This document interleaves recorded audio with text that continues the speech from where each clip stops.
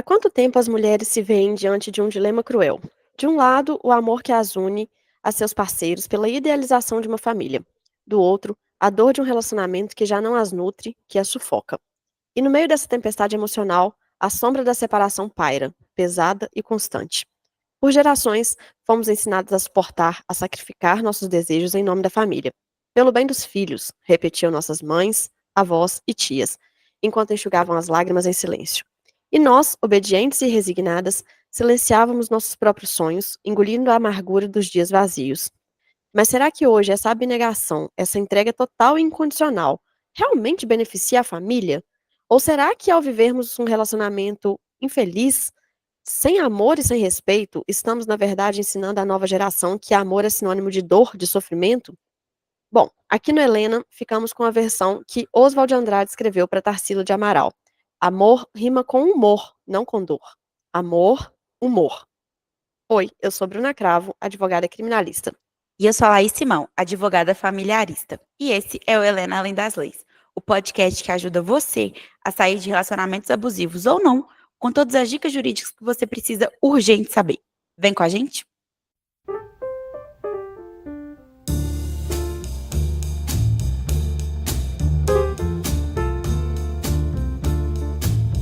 E aí, gata, o que a gente tem pra hoje? Porque não tem roteiro, não. Eu tô no freestyle. Totalmente no freestyle. Vamos falar de amor pra gente começar essa segunda temporada? Nossa, lembrei agora da música do Churrasquinho do Menos é Mais. Vamos falar de amor, meu chapa? Vou colocar ela aqui na edição. Falar de amor, meu velho. Aqui ela não é Muito boa. Vamos falar de amor pra gente começar essa segunda temporada, mais Helena e menos lei. E é um tema que eu queria muito trazer de insights que nós fomos tendo durante conversas nossas de WhatsApp, que é basicamente uma expectativa realidade dos casamentos. O que que a gente entra esperando e o que que a gente realmente encontra e o que que a gente observa que as gerações passadas vivenciaram e que hoje a gente já consegue perceber como um padrão. E aí, nesse contexto, eu queria começar o episódio de hoje já contando de uma Helena muito especial, talvez a Helena mais especial que já tenha passado por esse podcast aqui com tantas temporadas. Helena se casou seguindo o script, Helena mais velha, né, se casou seguindo o script de preciso arrumar um marido que preencha os requisitos de ser um bom marido. E assim como muitas mulheres daquela época, vamos colocar ali início dos anos 50, por ali, ela teve 2 filhos e ela viu o marido constituir uma outra família paralela ao casamento dela. Nesse meio Eita. tempo, ela teve câncer de mama. E aí, ela perdeu um seio. Isso vocês já devem imaginar o quanto que abala, né, a autoestima de uma mulher, enfim. Helena sempre foi extremamente trabalhadora, muito, muito guerreira mesmo. Uma mulher que trazia sustento para dentro de casa, que tomava a frente de tudo, que criava os filhos, trabalhava todos os dias. E ainda assim, via o marido ter uma família paralela e não era realizada no casamento. Mas aí, um dia, a Helena filha, depois de adulta, perguntou pra ela: "Mãe, por que que a senhora não separou?" E ela respondeu: "Por vocês, por você e pelo seu irmão. Ruim com ele, pior sem ele. Pelo menos eu queria que vocês tivessem um pai dentro de casa." O marido ela sabia que ela não ia ter, mas pelo menos um pai ela tentou dar para os filhos dela. E é isso, gente. É basicamente isso, não tem nenhuma surpresa, não tem nenhuma novidade. O É uma história que grande possivelmente ninguém conhece essa Helena, mas todo mundo conhece uma Helena, assim, né? Com certeza. O grande diferencial dessa história, e é o que traz o tema desse episódio, é: ela viveu esse casamento infeliz, frustrado, falido, até o fim. Ela nunca separou. O Bentinho adoeceu, teve Alzheimer, até bastante novo, com 60 anos. Ela cuidou Nossa. dele até o fim. Ela trocava a fralda dele, ela foi no hospital se despedir dele e ela tem certeza que ele só partiu quando ela falou pra ele: "Vai, eu te perdoo." E aí nisso ela viu uma lágrima escorrer do olho dele e ele então morreu. Helena guardou luto por anos, e isso Sério? já Ficou em com luto? mais de 60 anos ela guardou o luto, e viveu até perto de uns 70, quando ela começou a frequentar bailes da terceira idade. E aí nesses bailes ela se redescobriu como uma mulher, como uma menina, como uma adolescente, ela era respeitada pelos pares, e ela dançava muito bem, ela valsava, ela bailava, sempre se arrumava, e é belíssima, radiante, todo mundo se espanta com a alegria dela, é algo contagiante mesmo para uma mulher que enfrentou tantas e tantas batalhas na vida, e eu só contei 2, gente, só contei de ver o marido ter uma família paralela e ter passado por um câncer de mama. Acreditem, teve muito mais. E ela se tornou essa mulher radiante já aos 70. E hoje, aos 83, ela vive um relacionamento, um namoro sério, com um bentinho muito mais novo que ela, quase 10 anos mais novo que ela, mas que a respeita, que dá presentes, que liga pra ela pra saber como é que ela tá, que aparece na casa dela de surpresa levando um pãozinho pra eles tomarem café, que chama pra comer pizza, que faz questão da presença dela, que se orgulha de tê-la ao lado e que a faz se sentir pela primeira vez na vida amada, desejada, bonita, feliz. Então, o que eu queria dizer nesse episódio de hoje é: tem idade, sabe, para o amor? E será que todas essas expectativas que a gente joga no casamento, de que ele precisa ser útil, que ele precisa ser um bom pai, que ele precisa servir para as questões sociais que esperam de nós mulheres. E aí? E mesmo quando a gente faz isso, será que é tarde demais? Algum momento é tarde demais? E essa Helena, que é a minha avó, ela prova que não, ela é a Helena mais linda e que falou a frase mais linda pra mim, que é: "Bubu, a gente tem que ficar feliz, que se a gente não ficar feliz, a gente fica feia". Então eu E acho que isso você divorciou? hã? Foi isso quando você divorciou? Pouco depois, ela sempre perguntava se eu estava feliz. Ela Aham. viu que eu passei um período sem estar feliz, e isso Uhum. tirou meu brilho, e aí a preocupação dela sempre foi se eu estava feliz. E aí ela sempre me perguntava no telefone: "Bubu, você tá feliz?". E aí quando eu falava que tô feliz, ela falou: "É isso mesmo, a gente tem que ficar feliz, porque se a gente não ficar feliz, a gente fica feia". Eu E é acho tão verdade. bonito, e essa preocupação com a sua felicidade, porque às vezes a gente tem, com todo o perdão, eu sei que a sua mãe fica puta quando eu falo palavrão, mas é uma cagação de regra pra felicidade do outro, e eu comecei a entender isso depois. O que que aconteceu? Meu melhor amigo, ele é gay. E eu acho que ele é tão gay que ele só se apaixona por hétero, sabe? Ele gosta do ele velho, eu nunca vi. Tipo assim, se o homem performar todos os quesitos de masculinidade, pode saber que quanto mais hétero for, Ai, mais meu, coitado. meu melhor amigo vai se apaixonar por ele. E é uma frustração. Obviamente, Freud, se a gente for meio psicanalítica, a gente vai entender que talvez tenha aí umas questões que o leve a isso e tal. Só que ele estava em um relacionamento com uma pessoa que, se a gente for olhar de forma racional, é óbvio que vai dar merda, que iria dar merda e tal. Só que ele queria muito pagar pra ver, sabe? Só que a gente o tempo inteiro tá tão acostumado a só ouvir, tipo, o que é sábio, e poucas das vezes uma amiga de verdade vai e fala: faça o que vai te deixar feliz, pelo menos agora, porque o se você se machucar depois, eu vou estar aqui pra te ajudar. Faça o que você quer. Porque senão ia ser uma vida inteira pensando no "e se, e se, e se", e eu fui a única pessoa que chegou e fui consequente, no sentido de: gente, crônica de uma morte anunciada. Óbvio que ia dar merda, eu já sabia que ia dar merda. Mas vai, é o que ele quer.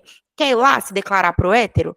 O não você já tem, o máximo que vai acontecer é uma humilhação. Se tiver uma humilhação, vai virar pauta pro meu podcast. A gente vai rir muito disso. Depois, como a gente vem rindo de. Só pra vocês terem noção, eu era apaixonada com ele quando eu era adolescente, ele era afim do meu namorado. Meu Deus. Era, era na época, amiga. Eu tinha 16 Tá. anos na época. Então, tipo assim, Mas é tudo pra isso. gente vira um meme. E aí, a gente fica tão preocupada do outro corresponder à nossa expectativa, inclusive a nossa expectativa do que a gente acha que é bem-estar pro outro, que falta um pouco falar assim: cara, eu acho que você tá fazendo uma merda gigante, mas você tá feliz. Então, eu tô feliz de te ver feliz. Uhum. É olhar o outro, não olhar o que você espera do outro. Eu acho isso tão lindo, é você deixar seu egocentrismo de lado e abraçar quem você ama. É, Fui retardada? Fui péssima amiga? Talvez. Mas agora eu incentivo as pessoas a fazerem o que elas querem. Ainda que eu não acho que acho vai dar não. merda. E se der Eu merda, eu tô concordo aqui com pra ajudar. você. Porque a gente tá tão cansada de ouvir: "Ah, não, mas isso". Gente, para um pouquinho, deixa as pessoas. Pois é a mesma coisa de alguém virar pra mim e falar assim: "Ah, conheci a pessoa, tem 3 meses e quero casar". Eu não sou a Vai pessoa que vai falar assim: "Não, não casa". Eu falo assim: "Não, vamos fazer um pacto, vamos fazer uma gestão de danos aqui? Vamos fazer um pacto antinupcial, vamos casar com separação total de bens? Se você quiser mudar o regime depois, a gente consegue no decorrer. Não coloca o nome dele no seu, não constrói na casa da sogra agora não. Ah, mas você quer? Então vamos fazer um contrato aqui que vai dispor como é que isso vai funcionar em caso de divórcio". Gente, vai ser feliz. baliza. Mas não fica jogando balde de água fria na pessoa não, porque é muito chato. Seja a amiga que tá ali do lado pra apoiar e não pra ficar ditando regra, que realmente é bem cansativo. Mas como é que a gente chegou nesse assunto, né, Esther? Enfim, a importância de ser uma pessoa feliz. E eu acho que relacionamentos tem isso mesmo. Por exemplo, quando meu irmão tava mal no casamento dele, gente, ele tava muito feio, Bruna de Deus. Ele, assim, visualmente, foi ele separar. Todo mundo que vê ele na rua fica falando, nossa, você tá muito bonito, você tá muito bonito, você tá muito bonito. Ou é outra pessoa, além dele ter esse tipo, se reconectado com esporte, com corrida, agora ele tá no jiu-jitsu e tal, que é uma coisa que ele amava e deixou completamente de lado pra focar só em trabalho, trabalho, trabalho. A pessoa fica bonita quando ela tá feliz, né? E a gente vê que relacionamentos destrutivos, ele realmente enfeia a pessoa, é muito E louco. feia, dá pra ver que a pessoa não tá bem, que ela tá feia. Nossa, no meu divórcio fiquei horrorosa, fiquei acabada. Mas eu acho também que Impossível. Impossível. verdade, fiquei sim. Mas enfim, veio aí o glow up da gata veio, né, tá tudo Du? certo. Esse lance de o quanto as pessoas, assim, quantas mulheres ficam se degladiando pra manter um relacionamento que elas não querem estar mais em prol de uma família, eu acho que primeiro, assim, o que eu queria que todos os nossos clientes entendessem é que o que é essa família que ela acha que ela tem que estar casada pra ela existir? Sabe? O que que é essa família que ela acha que tem que manter? Porque no caso da sua Helena, você citou o caso da sua avó. Vou citar o caso da minha também. Vovó casou muito cedo, acho que ela casou com menos de 18 anos. Nasceu uma mulher linda, casou com meu avô, tiveram 10 filhos. E eu tô até lendo um livro agora, chama Violeta da Isabel Allende, e ela fala um negócio da mãe dela que eu lembrei tanto da minha avó, que ela passou toda a parte da vida madura dela grávida, ou sofrendo pelos filhos perdidos, ou sofrendo puerpério. É a história da minha avó, 10 filhos. E fora os que perderam e tal, tiveram gêmeos, enfim. E aí, quando o meu avô faleceu, eu fiquei responsável, obviamente, na advogada familiarista da família, de cuidar dessa parte burocrática, entre elas, de solicitar a pensão por morte no INSS. E aí, quando finalmente o benefício foi concedido, recebeu os retroativos, ela deu um abraço muito forte na minha madrinha, que acompanhou, e falou: foi o primeiro presente que seu pai me deu. E aí, a minha madrinha me contou esse caso, assim, querendo mostrar a importância do meu trabalho para ela, né, como foi simbólico tudo aquilo. E ao mesmo tempo, como ela é muito espiritualizada, ela consegue ver poesia assim nas coisas, né? Ela fala assim: "Ah, e aí ele ignorou os 10 presentinhos, tipo, os 10 filhos que ele deu pra ela". E aí, só que eu achei isso tão profundo, do tipo, cara, ela ficou num relacionamento que o cara morreu com 97 anos, e aí sim ela ganhou um presente do marido dela. Por um Coisas presente pós-morte que ele não pós-morte, teve agência nenhuma. nenhuma, que foi o vínculo marital. Eu queria que vocês tivessem visto a cara que eu fiz, que eu fiquei, assim, É, tão sem palavras, é difícil me deixar sem palavras, mas esse aí me deixou, viu.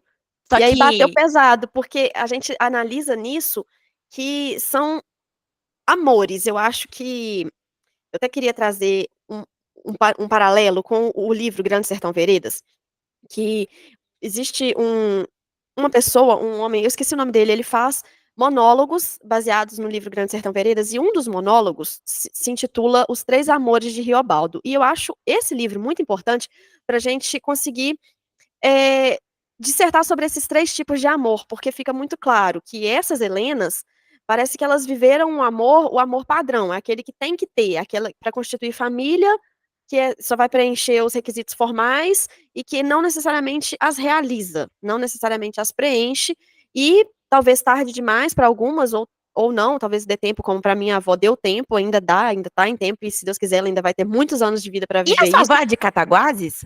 De Minha avó Cataguases. tá em Muriaé, por que que uma não leva a outra no baile? Ai, tem que fazer A gente essa tem que fazer esse essa match. essa amizade acontecer, tem que fazer. E Coitada, aí, imagina as véias enfim, no baile, tudo na minha vida.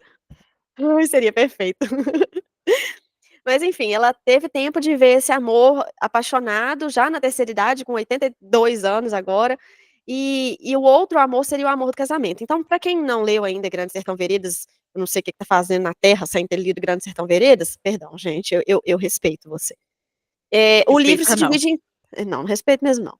O livro se divide em 3 amores, um amor que ele tinha um amor romântico, que era a mulher com quem ele queria casar, que ele pediu em casamento, mesmo sem ter conhecido, sem ter convivido muito, ele pediu essa mulher em casamento, deu pra ela um anel e era isso. Ela deu pra ele uma correntinha de proteção, ela era filha de um fazendeiro, então preenchia os requisitos sociais para um casamento. Ele tinha um outro amor, que era um amor físico, sexual, por uma mulher da vida, garota de programa, que ele encontrava e supria esse amor lascivo. E o terceiro amor, e mais forte, mais arrebatador, era o amor que ele sentia por Diadorim. Que Riobaldo sentia por Diadorim, que era um grande amigo dele, que era um irmão de luta, um guerreiro que andava com ele no bando, no mesmo bando, e matava e morria junto. Então, ali abre uma discussão. Será que esse amor que ele sentia por Diadorim poderia passar para um amor romântico também, para um amor físico também? Será que ele poderia convergir os três amores se ele soubesse antes que Diadorim, na verdade, era uma mulher? Porque sim, Diadorim era uma mulher, e ele só descobre isso Deu um após a spoiler. morte. Hã? Contou o final do livro. Ai, contei, né? Quem leu, Ah, não, leu. mas Quem na não leu, altura do lesse. campeonato você não sabe que tem isso, pelo E amor de Grandes Deus, Sertão né? Veredas é sobre isso. Não, não. 2024. Não tem nem como, gente. Por É. favor, isso aí nem é spoiler, porque vou dar spoiler de Machado de Assis. Vou dar spoiler de Capitu. Não tem nem como, tá aí já. Quem não leu, porque É, não, defasou. eu respeito.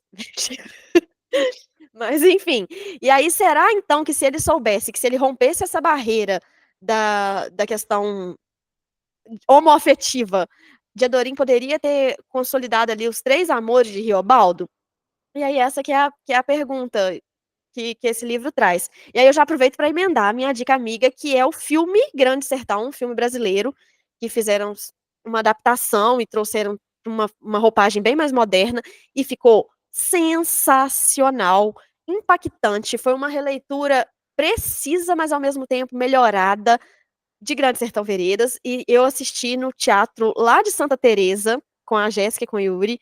Eu e a Jéssica saímos do filme sem palavras, a gente andava pelos morros de Santa Teresa, assim, atônitas, impactadas, com os olhos cheios d'água. Então, recomendo muito fortemente o filme brasileiro Grande Sertão. Boa. Mas aqui, eu acho engraçado que nesse romance do Riobaldo com Diadorim, é, é meio diferente desse bromance que a gente vem, porque, assim, se a gente for atualizar hoje, é uma frase que a gente já falou bastante já no curso desses 20 episódios plus one, que, assim, eu tô igual aquela mulher, Arielle, do Casamento às Cegas, falando inglês, que horrível, é porque é piada interna, é porque a Bruna agora é international. Mas só pra deixar claro, no inglês é terrible. Aí, mas enfim, a gente, nesses 20 e tantos episódios, a gente fala bastante sobre como homens querem transar com mulheres, mas amam outros homens. E eu acho que, tipo, tem um pouco desse lugar no livro, pelo que eu li, de como é um homem ao lado dele, ele conseguiu estender âmbitos de admiração, que se fosse uma mulher, ele nunca teria tido um respeito na parceria de luta, por exemplo, de combate, de sentir segurança, de ter a pessoa ao lado. E ok que isso trouxe conflitos internos pro protagonista, mas era para trazer mesmo do tipo essa afetividade, só que eu acho que isso mostra muito como, eu acho que às vezes os homens têm medo de amar, sabe? Eu não sei se nós mulheres já impactamos eles de tal modo que eles têm medo de se abrir. E aí fica mais fácil voltar a todo esse afeto, que é uma necessidade humana que todo mundo tem para outros homens, no sentido de broderagem mesmo. Eu fico vendo Uhum. muitos homens agindo na defensiva e aí destinam esse afeto, que é essencial para todo mundo, aos outros homens. E aí o que eu fico triste é de como um contramovimento as mulheres fazerem da mesma maneira. Como se tipo, para eu mostrar que eu não sou tão frívola, tão fútil de sofrer por um amor, eu vou agora tratar os homens da mesma maneira que eles tratam as mulheres. Eu acho isso eu acho que tipo, para mim isso é sinal que o patriarcado ganhou, sabe? Tipo, quando as Uhum. mulheres começam para tentar de estimular uma força, tentam tentam performar a forma tóxica que homens são condicionados a amar. E aí, por isso que eu acho muito bonito ver pessoas na sofrência, assim, tipo, abraçando a própria vulnerabilidade, admitindo que, poxa, eu tô sofrendo pra caramba, mas é o que tem. Eu acho muito mais saudável do que passar 3 dias e achar que vai beijar Belo Horizonte inteira, Minas Gerais inteira, Bangkok inteira, porque porque quer superar fácil um luto que é um luto. Então, é muito louco isso. Eu acho, mulheres, eu acho que homens já amam de forma defensiva. E aí, como um contramovimento, mulheres amando da mesma maneira de forma defensiva. Ama direito, gente. Se vocês se ferrarem, passa, tudo passa. Uma colega minha tá divorciando e ela foi assim, destruída, conversar comigo. E aí eu, só pensando na questão mais prática, mas eu não posso atuar no caso, porque eu conheço as duas partes, então não quero me envolver. E aí ela olhou pra mim, porque acho que ela tava querendo era que eu abraçasse a dor dela, mas não é minha amiga esse ponto, sabe? Chegar e abraçar a dor. Eu tava dando conselhos práticos. E aí ela falou: Nossa, você tá tão fria pra falar com esse assunto. Mas porque pra mim é uma coisa meio que cotidiana mesmo. Porque eu vejo diversas mulheres nos momentos mais difíceis da vida dela, só que eu sei que daqui a um tempo vai ser, elas vão renascer, tipo Fênix mesmo, daqui a pouco tá indo pra Bangkok com um grande amor, entendeu? São fases, assim. A gente E fala, né, para as nossas clientes, vai passar. E vai muitas vezes, quando eu mesma escutava isso e eu estava imersa naquele poço, eu falava: "Não vai, você não sabe o que você está falando, mas vai passar". vai. E pior Então, que eu sei, acho que que eu vejo. vale a pena você se entregar para você ter orgulho do que você fez. E não realmente assinar esse pacto de mediocridade, de se você não se entrega, eu também não me entrego, e a gente vai viver essa guerra de frieza, essa dificuldade de entrega. E realmente, Laís, você matou a questão. Eu acho que a gente já tá tão calejada que às vezes a gente acaba repetindo o padrão e cansou de apanhar, não quer mais tentar mudar, e aí vai lá e repete. Fala: "Ah, eu vou ser essa mulher, eu amo, mas eu não amo tanto. Eu É, me entrego, mas eu não me entrego tanto assim". E aí, feito o pacto de mediocridade eu nas acho muito relações. mais fortaleza, eu acho muito mais, assim, ó, pra mim é muito mais forte aquele que ama acolhendo as suas próprias vulnerabilidades, sabe? Do tipo, tô com medo de me machucar porque eu tô amando muito, mas tudo bem, se eu me machucar, eu me reconstruo daqui a pouco. E eu acho que isso, gente, fechando o que a Bruna veio contando das nossas avós, que não dá pra falar que é a história da avó dela, é a história da minha também, muito possivelmente é a história da avó de vocês, ou da tia, ou da mãe de vocês. Eu acho que a gente sair de uma situação que não nos contempla é reparação histórica. Porque diversas mulheres que nos antecederam não conseguiram. Então, em respeito a elas, sabe? Em homenagem ao legado delas, para que a gente vai se prender numa instituição falida que às vezes fica se torna o seu casamento só por um conceito completamente idealizado de família? Família é lugar de realização de afetos. Se não tem mais afeto, não tem por que você permanecer neste modelo. Só que família, tal como relações humanas, é dinâmica. Família é dinâmica. A gente tem família pluriparental. Por exemplo, a Maria Gadu, ela adotou a filha da irmã, então é como se ela e a esposa dela e a irmã dela fossem três mães de uma mesma mulher. Ela também teve duas mães. Gente, família, cada forma, cada modelo familiar é válido, desde que seja um lugar de realização de afeto. Inclusive família de amigos, família que você escolhe, sua família, você e seu pet, beijos mãe de pet. Realização de Nada afeto. contra, nunca Nada. critiquei, mas inclusive as mães de planta. Beijo, Camila, que botou até nome nas plantas dela. Colocou? Não, mas as plantas da Camila estão sensacionais. A Eu vejo no Camila manda story. as plantas dela para serem cuidadas, é como se fosse um pet shop das plantas. Você tem É noção? mesmo? Existe? Ela manda para floricultura para dar um trato na planta, para Eva, tem a Eva. Eu não decorei o nome das outras não, mas ela tem a Eva. Aham, É juro. uma macieira? Não, é uma costela de Adão. Ai, isso tem que virar corte. Isso tem que virar corte. Tem que ter uma Ai, meu Lilith, Deus. velho. Uma Briófita que veio antes, uma Lilith. Tem que ter, tipo uma samambaia. Tem que ter. Eu Verdade. vou dar pra ela de presente de aniversário. Dá para ela. Ô, Bru, eu tô sem indicar amiga. Ah, tá. Lembrei, minha dica amiga. É porque quando a gente fala de Guimarães Rosa, eu penso nos clássicos que eu li na minha adole. Que o Grande Sertão eu li no colégio, né? Quando eu era adolescente. E aí, quem que eu lembrei? De Gabriel Garcia Marques, que escreveu Cem Anos de Solidão, que pra Minha mim mãe ama. pra mim, assim, nossa senhora. Eu tenho inveja de quem ainda não leu pra ter a possibilidade de ler de novo, pela primeira vez, sabe? Só que Eu ele conheci escreveu. a casa dele lá na Colômbia. Ah, puta que pariu. Outra pauta. Uhum.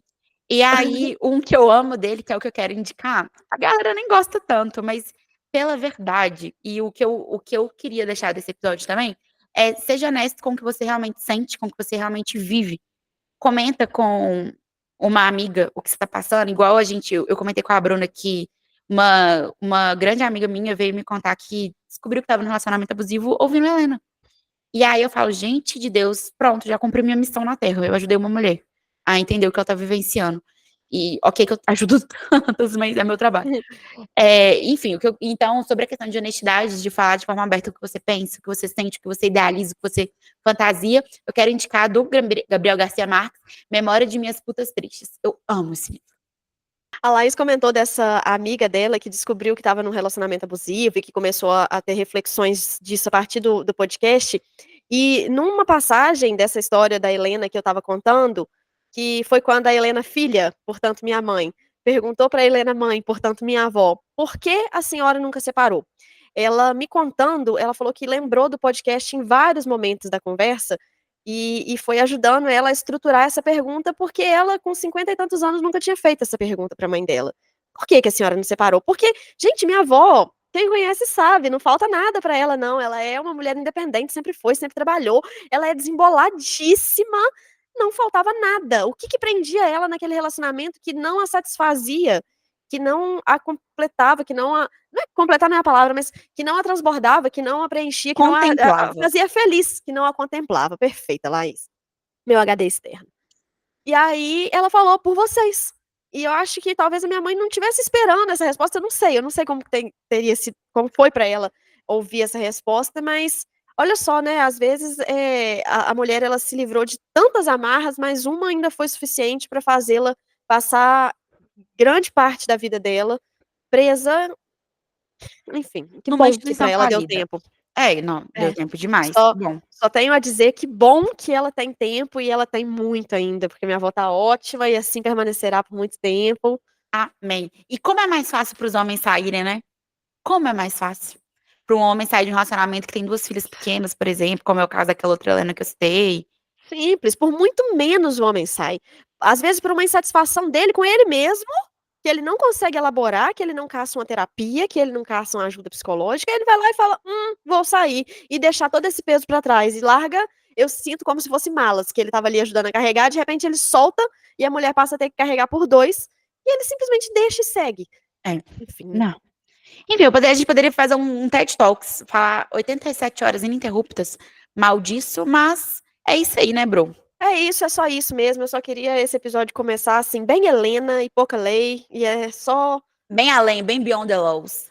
bem beyond mesmo, falar o que estava aqui dentro, porque quando eu ouvi essa história de aproveitamento do podcast na minha família, porque eu pensei, juro que eu pensei, o que que minha mãe pode ter aprendido comigo, por se eu aprendi tudo com ela?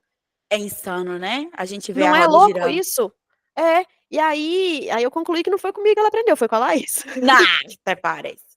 É porque a gente é a mesma pessoa, só que se você tem uma bunda mais bonita. É em síntese. Em síntese. Ai, Então é isso, assim começamos a segunda temporada, um beijo e até semana que vem.